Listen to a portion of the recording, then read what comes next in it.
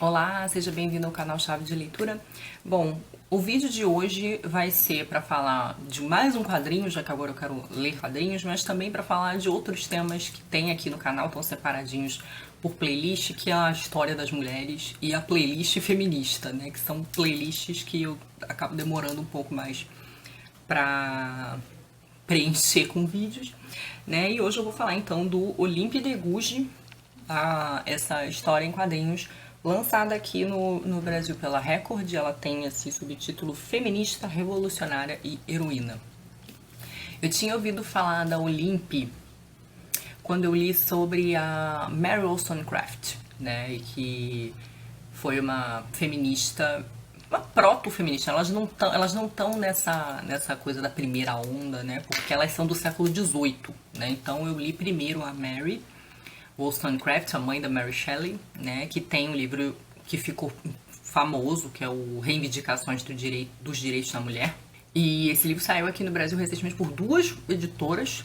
E eu fiquei bastante impressionada, primeiro pela capacidade argumentativa da Mary, que é muito boa, né? A Mary ela estava assim muito inserida num ambiente de filósofos. Ela se casou com um filósofo, né? O Godwin. Mas ela era leitora, ela estava ali sempre no meio dos debates, e ela escreve esse livro no século XVIII, né? Então, assim, ela é... Muita gente chama ela da mãe das feministas, né? E na época que eu estava lendo sobre a Mary, eu li sobre a Olympe. E eu me lembro que quando eu publiquei aqui o vídeo, algumas pessoas também vieram me falar da Olympe de Gouges. A Olympe também é do século XVIII, só que ela é francesa. E a Olympe, assim, dá pra virar com a política, assim. A Mary também era um pouco pioneira. São duas mulheres, assim, muito pioneiras pro tempo delas, assim, em relação a casamento, a ideia de relacionamento, porque eram pessoas que achavam que o casamento amarrava, prendia as mulheres eram propriedade dos maridos, elas acreditavam num amor mais livre, né? Então elas tiveram relacionamentos não convencionais, tanto a Olympe quanto a Mary. Embora ambas tenham acabado se casando, né? A Mary casou com o Godwin para poder legitimar a Mary Shelley. E a Olympe sofreu, vamos dizer assim, um pouco de pressão familiar, né? A Olympe não nasce Olympe, ela nasce Marie de Gouges, que era o sobrenome do pai dela, mas depois de um tempo ela decide meio que assumir um nome dela. Parece que ela queria se afastar dessa coisa de patronímico, de sempre levar o nome do pai, então ela adota. Olympe, se eu não me engano, era um segundo nome da mãe, que acho que era Anne Olympe, e ela muda o Gouges para Gouges. Então fica Olympe, ela passa a assinar como Olympe de Gouges. E a Olympe foi uma pessoa que participou muito da efervescência da Revolução Francesa, né? Ela frequentava a casa de pessoas que eram círculos de debate cultural e filosófico, né? Na época da Revolução Francesa surgem uns pensadores que na época eram conhecidos como filósofos, mas eles não necessariamente eram filósofos, assim, com exceção do Rousseau, que é de quem de fato ficou um filósofo assim, importante, né? Certamente o Voltaire, mas o Voltaire acabou ficando talvez mais famoso pelos escritos talvez literários, não é uma pessoa com grande peso assim na filosofia, mas ela conheceu uma série de pensadores da época, né, como porque nessa época da Revolução Francesa é que surge a figura da opinião pública, assim, na verdade desse articulador público, dessa pessoa que escreve para todo mundo ler, para todo mundo ficar sabendo, né, com esses pensadores. Então você tem o Condorcet, você tem o Helvétius, né, e a Olympe convive com essas pessoas e os conhece, né. Assim, existe uma possibilidade, né, uma suspeita, ela tinha suspeita de que ela era filha bastarda de um dramaturgo, porque oficialmente ela era filha de um açougueiro. Mas parece que a mãe dela tinha um caso com esse dramaturgo aí famoso, e então ela achava que ela era filha dele. E esse dramaturgo tinha várias querelas com Voltaire, então ela tinha uma relação meio ambígua com Voltaire, que era uma pessoa admirada na época, mas ele falava muito mal do suposto pai dela, então ela ficava meio defendendo o pai. A Olympe vai também se tornar dramaturga, ela era uma grande apaixonada pelo teatro, então assim, antes mesmo dela se aprofundar nessa coisa de escrever textos públicos ou de botar sua opinião para discussão, ela começa com o teatro.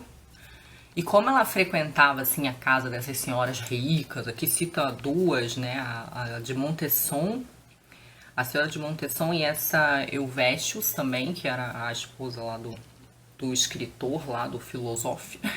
E nesses ambientes ela assistia teatro, porque existia o teatro, vamos dizer assim, oficial, né, o Teatro de Paris, tinha também o teatro italiano, e tinha os teatros meio domésticos, assim, o teatro do povo rico, assim, da burguesia, sei lá.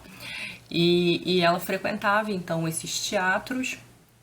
Ela passou a atuar nos teatros, ela passou a escrever para o teatro, e até o momento em que ela teve o seu próprio teatrinho ali pequeno, né, que ela mesma administrava. E ela lia muito também. Então, assim, ela era uma pessoa muito inteirada da intelectualidade da sua época. Então, assim, textos literários, textos filosóficos. Era muito admirador do Rousseau. Isso é uma diferença grande que tem dela com a Mary. A Mary Wollstonecraft dedica boa parte do seu livro a contestar coisas do Rousseau, principalmente naquele livro dele chamado Emílio. E aí, onde o Rousseau vai falar de educação e vai falar de mulher. Basicamente, falando que mulher é tudo um bando de inferiores intelectuais, e que elas têm mesmo que ter um papel subalterno, ficar paparicando o homem, né? E que é uma coisa meio ridícula mesmo. Enquanto que a Olympe valoriza já outras noções, né, do Rousseau, essa coisa do bom selvagem, da corrupção da sociedade, de uma noção de uma educação mais livre, mais próxima do natural. Então a Olympe até educa o próprio filho com base em preceitos Rousseau, não sei como fala, eu ia falar russonianos, mas não é porque não tem N no final do Rousseau, mas enfim, preceitos baseados na teoria do Rousseau. E aí chega um momento em que a Olympe fica muito envolvida com as discussões políticas, então ela vai acompanhar bastante a efervescência teórica e cultural que antecede a Revolução Francesa. E quando começa de fato assim as assembleias, as comunas, ela se muda para Paris, né? A Olympe, ou para Paris, para Versalhes. A Olympe morou em alguns lugares, ela morou um tempo. Ela não era de Paris, mas depois ela fica um tempo em Paris e depois ela vai para Versalhes. A Olympe, depois, ela fica viúva cedo, muito cedo, ela casa muito cedo. Quando ela tá viúva, ela tem uns 18 anos ainda, com um filhinho bebê. E ela vira amante de um cara que tinha a concessão dos transportes com o exército, era um cara endinheirado. E embora ela nunca tenha aceitado casar com esse cara, o cara sustenta ela por praticamente toda a vida. E ele tinha uma admiração intelectual por ela, então ele vai bancando as publicações dela, porque é ela que publicava, ela que pagava essas publicações, né, de textos, de peças, de textos políticos, panfletos. E então ela tinha, vamos dizer assim, uma certa segurança financeira e uma certa independência, visto que ela ficou viúva cedo, então ela não precisava meio que prestar contas para marido. Ela ficava falada, né, difamada, mas isso não incomodava ela muito.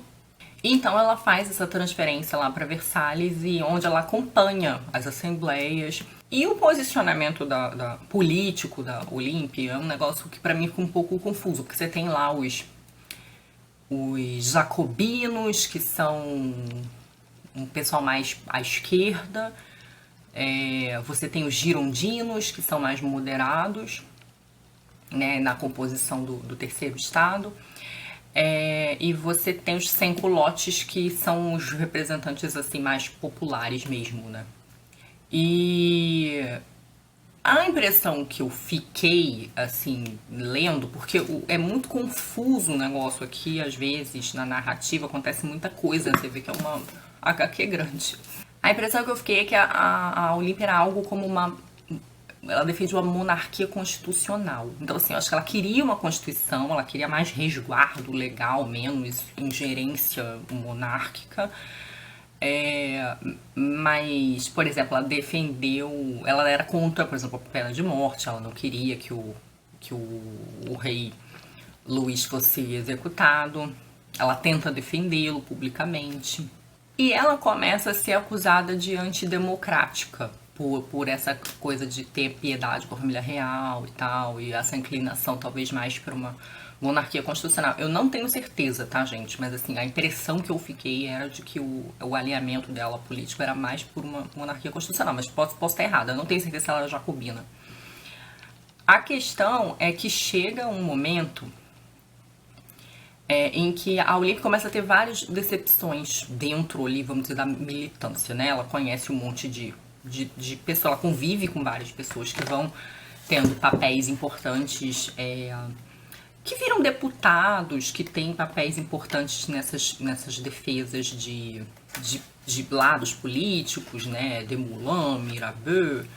E ela começa então a se preocupar com duas questões, né? A primeira é a questão abolicionista, né? A Olímpia, ela convive com alguns negros, ela conhece o São Jorge, que é um cara sobre... Até eu postei no Stories rapidinho no Instagram. O São Jorge era um esgrimista e ele era violonista e compositor. Ele estava sempre nesse ambiente dos teatros, como a Olímpicos frequentava muito, eles se conhecem. E ele era descendente de escravizados, né? Só que ele teve sorte de ter uma família que o educou e que ele era meio que pajem do filho lá do cara que comprou ele. E eles meio que são criados iguais, ele e o senhorzinho dele, vamos dizer assim. Esse cara, ele é meio que beneficiado por essa família, e então ele fica livre, ele tem educação, ele acaba conseguindo subir um pouco ali, vamos dizer, no extrato social, né? No entanto, ele sofre preconceito, mas ele não é uma pessoa que engole muito desaforo por ser um exímio esgrimista. Então, assim, toda vez que alguém ia tirar a com a cara dele, ele chamava pra um duelo, enfim, e ele era muito famoso por ser muito hábil, né? Ela também, aqui a história também mostra que ela conhece um peruqueiro, que também era negro, e ela começa a ir se sensibilizando com a causa anti-escravagista, abolicionista, que também era uma preocupação da Mary Wollstonecraft.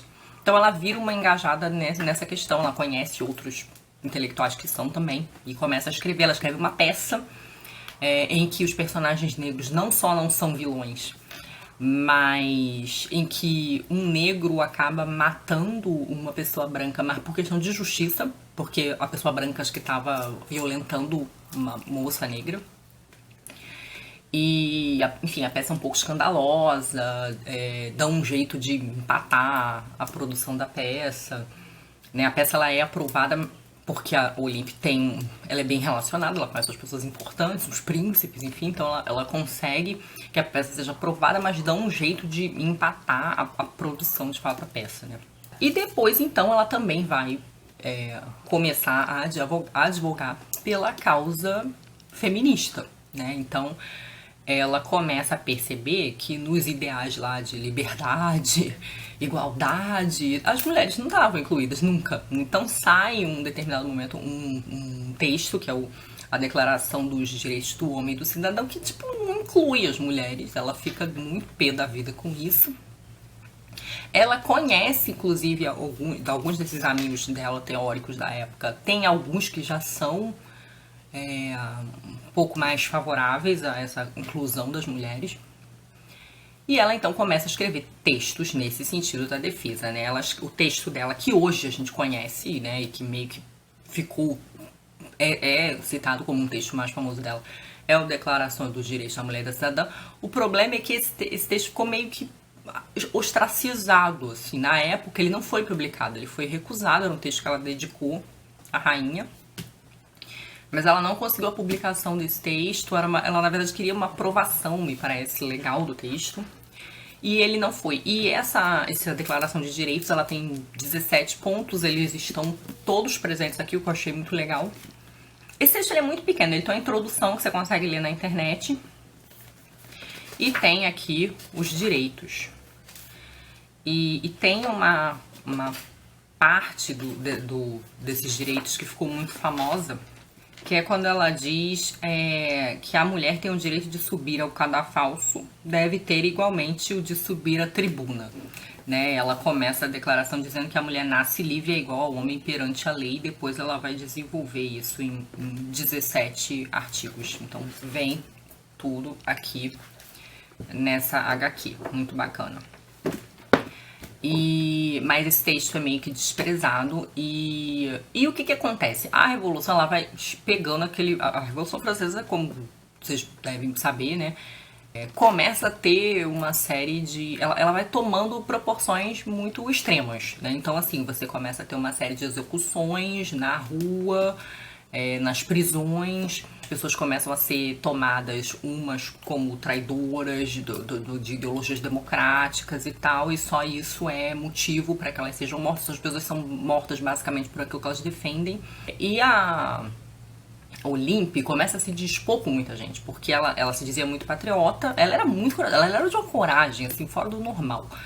Né? Porque ela começa a falar mal de todo mundo. Então ela começa a escrever, a criticar líderes e agitadores políticos. Eu acho que ela se queima muito quando ela começa a falar mal do Marat, né, que era o cara que escrevia o jornalzinho do Amigo do Povo e que era uma pessoa que tinha muita influência, né, com o povo, era uma figura muito de liderança importante, e as pessoas começam a olhar para ela, criticá-la bastante, e isso não é suficiente para calá-la, né? Então ela vai presa e de dentro da prisão ela continua escrevendo, né? Quando ela começa a ver todas as execuções que estão acontecendo, e o caminho dela acaba não sendo muito diferente, apesar dela ter sido alertada por algumas pessoas: olha, minha filha, você não tem peito de ferro não, né? Tipo, você tem suas vulnerabilidades, chega, vai pra uma outra cidade. Ela tem esse plano de morar em outra cidade com o filho dela, mas não tem muito jeito, ela acaba sendo guilhotinada pelas suas opiniões. Mas assim, uma mulher muito corajosa mesmo, muito impetuosa, que achava importante dizer o que tinha para dizer pelo patriotismo, independente dos riscos que corria. Então assim, foi uma HQ que eu gostei muito de ler. Eu acho que ela tem uns probleminhas de transição entre uma história e outra, apesar dela ter uns capítulos bem definidos por lugares e datas. Ela, em alguns momentos, essa transição é um pouco brusca, mas de modo geral eu gostei bastante, eu gostei do traço também. E assim, essa é uma HQ muito assim detalhada, né, da vida da Olympe. E ela tem umas coisas que eu achei muito bacanas, né? Além dela vir com os 17 pontos da declaração dela, no final, quando a história termina, ela faz uma mini biografia de todas as pessoas importantes que aparecem, porque são figuras históricas, né? Então vai falar do Rei Luís, vai falar da Maria Antonieta, vai falar do Rousseau, do Voltaire, vai falar do Rousseau, Lafayette, Robespierre, Danton, porque essas pessoas em algum momento aparecem na história, né? Então ele faz essas mini biografias, Benjamin Franklin, que aparece aqui também, né? Contando a história dessas pessoas. Depois vem uma bibliografia bem grandinha sobre esse período histórico e essas pessoas todas. Tem uma observação aqui que diz que as fontes da trama biográfica da Olympe é baseada nos escritos autobiográficos dela, mas também em trabalhos de pessoas que buscaram estudar a sua vida. Mas tem aqui toda uma bibliografia, boa parte dela é em francês, tá? Sobre esse período histórico e todas essas pessoas. Os autores da HQ, que eu não falei no início, são Catel Miller e José Louis Bocquet. Eu imagino que eles sejam franceses, até porque aqui está dizendo que o Cathal Miller, que é o ilustrador. Também é autor de Marion e Charles e L'Encyclopédia, então acho que é a enciclopédia das moças, né, uma coisa assim. E o José Louis Bocquet, então, que é o escritor, eles são franceses com certeza, você tá falando que ele publicou o primeiro romance dele pela Gallimard, então, uma editora francesa, e que ele escreveu biografias sobre o Henri Georges Clouzot, Georges Lautner, René Goscinny, que eu não sei quem é. E depois aqui embaixo diz que eles também são autores de outra graphic novel, que é a da Kiki de Montparnasse. Eu já vi essa graphic novel na loja, mas nunca li. Né? Quem sabe num momento futuro. Mas é isso, eu gostei muito de conhecer, apesar de ser uma história em quadrinho. Eu tenho gostado demais ultimamente de histórias em quadrinho. E eu achei essa aqui muito boa para conhecer a vida, a história da Olímpia, assim. Eu nem sabia que ela era dramaturga, que ela era uma pessoa assim tão empenhada. Eu sabia que ela tinha essa ligação com a Declaração dos Direitos da Mulher e da Cidadã, mas eu não sabia. E você acha isso na internet, de fato. Você joga no Google que você encontra lá integral, não é grande, é um texto pequeno. Mas eu gostei de saber da vida dela, né, de como ela encarava seus relacionamentos, o que ela achava da educação, da sua atuação política, né, e abolicionista também. Eu gostei bastante de conhecer e eu recomendo muito essa HQ mesmo. Apesar dela ter esse probleminha que eu falei aí da transição na narrativa de alguns fatos, ela é muito boa para conhecer essa figura histórica aí, importante para pensar reflexões tanto feministas como a presença da mulher na história, né? A história das mulheres, enfim. Então fica aí a indicação. Me digam se vocês já leram. Beijinhos e até a próxima. Tchau.